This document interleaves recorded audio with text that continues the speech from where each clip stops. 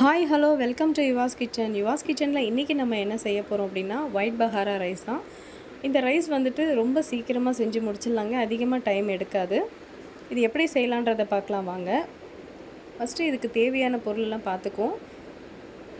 1 table spoon சீரகம், 3 ஏலக்காய், 7 லவங்கம், 1 பிரியாணி இலை, 3 மராட்டி மொக்கு, 1/4 ஸ்பூன் கல்பாசி அதிகமாக எடுத்துக்க வேண்டாம், 1/4 ஸ்பூன் போதும்.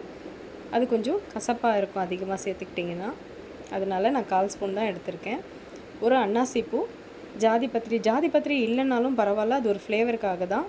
அது இருந்துச்சுனாக்கா ஒரு இதழ் அளவுக்கு எடுத்துக்கோங்க, அதுவும் ஒரு 1/4 ஸ்பூன் இருக்கும், அவ்வளவுதான், அதுக்கு மேலே வேண்டாம். கொஞ்சம் சுருள் பட்டை எடுத்திருக்கேன். இதுக்கு சுருள் பட்டை தான் சேர்க்கணும் அப்படின்லாம் கிடையாது, நார்மல் பட்டை இருந்தாலும் எடுத்துக்கோங்க.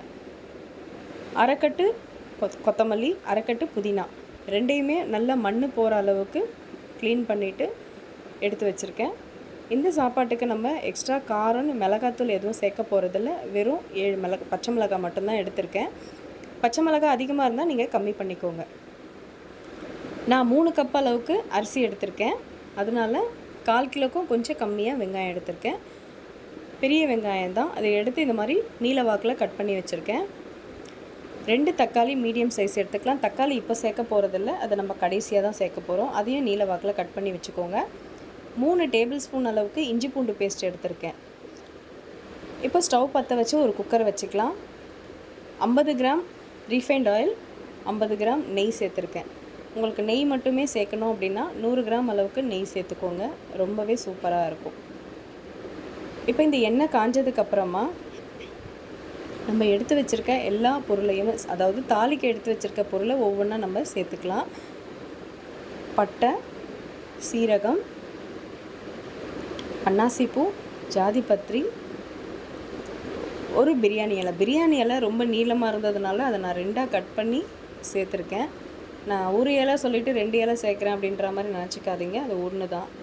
கூட ஏலக்காய், லவங்கம், இப்போ மராட்டி மொக்கு, கல்பாசி, இது எல்லாத்தையுமே சேர்த்துட்டு லேசாக பொரியிற அளவுக்கு இருந்தால் போதும், அதிகமாக பொரிய விட்டுடாதீங்க, இதுவும் கசப்பாக இருக்கும். அதனால் இப்போ இதை சேர்த்ததுக்கப்புறமா நீளமாக நம்ம கட் பண்ணி வச்சுருக்க வெங்காயத்தையும் சேர்த்து வதக்கிக்கலாம்.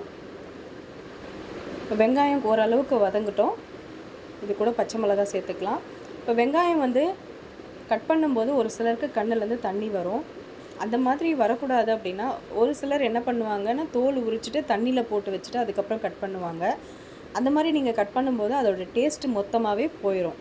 அதனால் அந்த மாதிரி செய்யக்கூடாது. அதுக்கு பதிலாக கத்தியை நல்லா சூடு பண்ணிவிட்டு நீங்கள் வெங்காயம் கட் பண்ணிங்கன்னா கண்டிப்பாக கண்ணுலேருந்து தண்ணி வர்றது நின்றுடும். இப்போ இது கூட பச்சை மிளகா சேர்த்துட்டு நல்லா வதக்கிக்கலாம். இது பச்சை மிளகா சேர்த்து வதக்கும் போதே இஞ்சி பூண்டு பேஸ்ட்டையும் சேர்த்து பச்சை வாசனை போகிற வரைக்கும் நல்லா வதக்கிக்கோங்க. அடி பிடிக்காமல் இருக்கணும்னா மீடியம் ஃப்ளேமில் வச்சு வதக்குங்க. அதிகமாக ஃப்ளேமில் வச்சு வதக்குனிங்கன்னா கண்டிப்பாக அடி பிடிச்சிரும். அதனால் ஓரளவுக்கு மீடியம் ஃப்ளேமில் வச்சு வதக்கிக்கோங்க. இந்த மாதிரி கலரில் வந்துச்சுன்னா போதும். இப்போ நம்ம பொடியாக கட் பண்ணி வச்சுருக்க புதினா, கொத்தமல்லி ரெண்டையுமே சேர்த்து அதையும் நல்லா வதக்கிக்கோங்க. இந்த சாப்பாட்டுக்கு நான் நார்மல் ரைஸ் தான் எடுத்திருக்கேன், அதாவது நம்ம வீட்டில் சாப்பாடு செய்வோம் இல்லையா, அந்த அரிசி தான் எடுத்திருக்கேன். 2 வாட்டி கழுவிட்டு அதை எடுத்து வச்சுருக்கேன். 3 கப்பு அரிசிக்கு 6 கப்பு தண்ணி நான் இப்போவே நார்மல் தண்ணி நான் சேர்க்கலை, ஏன்னா அந்த தண்ணியை அளந்து எடுத்துகிட்டு ஏற்கனவே சூடு பண்ணி வச்சுருக்கேன். கொஞ்சம் சீக்கிரமாக ஆகணுன்றதுக்காக சூடு பண்ணி எடுத்து வச்சுருக்கேன். அந்த தண்ணியை தான் இதில் நான் சேர்க்க போகிறேன். இப்போ இந்த மசாலாவோட எல்லா அரிசியும் ஒன்றோட ஒன்று நல்லா கலக்கிற மாதிரி கிளறி விட்டுக்கோங்க. ரொம்ப அழுத்தம் கொடுத்து கிளற வேண்டாம், அரிசி உடஞ்சதுன்னா நொய் சாதம் மாதிரி ஆயிரும், அதனால் லேசாகவே கிளறிக்கோங்க. இப்போ நம்ம தண்ணி சேர்த்துக்கலாம். 3 கப்பு ரைஸுக்கு 6 கப்பு தண்ணி சேர்த்துருக்கேன். நான் பாஸ்மதி ரைஸ் எடுக்கலைங்க, நார்மல் ரைஸ் தான் எடுத்திருக்கேன். நீங்கள் பாஸ்மதி ரைஸ் எடுத்திங்கன்னா அதுக்கேற்ற மாதிரி 1க்கு 1.5 அளவுக்கு தண்ணி எடுத்துக்கோங்க. இப்போ அரிசி தண்ணி ரெண்டையும் மிக்ஸ் பண்ணிவிட்டு நல்லா கிளறி விட்டுக்கோங்க.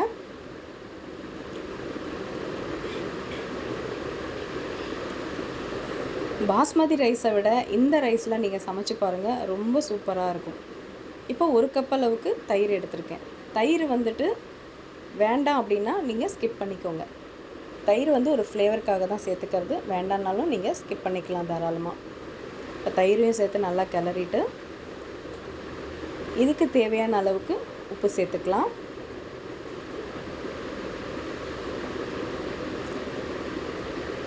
உப்பு சேர்த்துட்டு நல்லா கலக்கி விட்டுக்கோங்க. இப்போ நம்ம இந்த ஸ்டேஜில் தக்காளி கட் பண்ணி வச்சுருக்கோம் இல்லையா, தக்காளியை இப்போ தாங்க நம்ம சேர்க்கணும். ஏன்னா தக்காளியை முன்னாடியே சேர்த்துட்டோன்னா அது வேறு மாதிரி ஃப்ளேவர் டேஸ்ட் கிடைக்கும். அதனால் கடைசியாக சேர்த்துக்கிட்டால் போதும். தக்காளியை சேர்த்து ஒரு கிளறிட்டு குக்கர் மூடி போட்டுட்டு 3 விசில் வர்ற வரைக்கும் விட்டுடுங்க. 3வது விசில் வரும்போது ஸ்டவ் ஆஃப் பண்ணிவிடுங்க. இப்போ பாருங்கள், நம்மளோட ஒயிட் பஹாரா ரைஸ் சூப்பராக ரெடி ஆகிடுச்சு. சாப்பிட்டு பாருங்கள், அட்டகாசமாக இருக்கும். இதுக்கு சைட் டிஷ்ஷுன்னு பார்த்தீங்கன்னா எறா கிரேவி இல்லை எறா தொக்கு, நண்டு gravy, mutton gravy, chicken gravy, இது மாதிரி எல்லா கிரேவிக்குமே ரொம்ப ரொம்ப சூப்பராக இருக்கும். குழந்தைங்க ரொம்பவே விரும்பி சாப்பிடுவாங்க. இது எமர்ஜென்சிக்கு ஒரு நம்ம வீட்டுக்கு யாராவது கெஸ்ட்டுங்க வந்தாங்கன்னா உடனே இது செஞ்சு கொடுக்கலாம். அந்த மாதிரியான டிஷ்ஷு தான் இது. ட்ரை பண்ணி பாருங்கள். தேங்க்யூ ஃபார் வாட்சிங். Keep smiling.